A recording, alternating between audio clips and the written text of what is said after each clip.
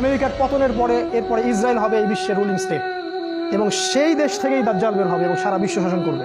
তারপর কি হবে? তারপরে এই মালহামাটা হবে যার কথা বললাম, অথবা এই মালহামার পরে ইসরায়েল হবে এই বিশ্বের রুলিং স্টেট। তারপরে এদেরকে প্রতিহত করার জন্য আল্লাহ রাব্বুল আলামিন মুসলিমদেরকে ঐক্যবদ্ধ করবেন।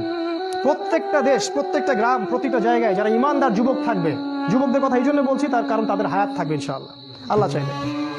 ইমানদার ইমানদীপ্ত যুবকরা ঐক্যবদ্ধ হবে ইনশাআল্লাহ আগামী দিনগুলোতে। কার নেতৃত্ব হবে, কিভাবে হবে আমি জানি না, আমি এতটুকু জানি তারা হবে। কারণ আল্লাহ রাব্বুল আলামিন তার নবীর মাধ্যমে জানিয়েছেন এই বাংলাদেশ বলেন, পাকিস্তান, আফগানিস্তান, এই পুরো জায়গাগুলো, ইন্ডিয়া, এই জায়গাগুলো থেকে যুবকদের অনেক কাফেলা আসবে এবং তারা ইমামুল মাহদির সাথে যুক্ত হবে। আর ইমামুল মাহদিকে আল্লাহ রাব্বুল আলামিন এই উম্মার ত্রাণকর্তা হিসেবে বের করবেন, যার হাতে মুসলিমরা বায়াত করবে এবং তিনি মুসলিমদেরকে সাথে নিয়ে এদের বিরুদ্ধে যুদ্ধ করবে।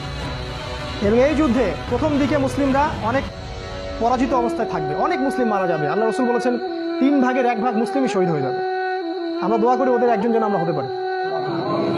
1 ভাগ মুসলিম যুদ্ধের ময়দান থেকে পালাই যাবে। নবীজি বলেছেন এদেরকে আল্লাহ কখনো মাফ করবেন না, আমরা ওদের অন্তর্ভুক্ত হতে চাই না।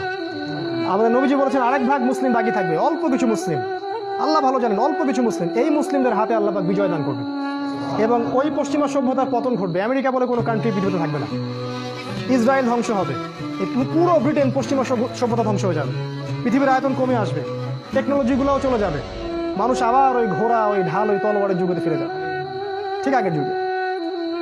এরা যতই বলুক ভিশন 2050 ইত্যাদি ইত্যাদি, এগুলোতে কান দিবেন না। এরা হচ্ছে সব অন্ধ মানুষ, অন্ধ।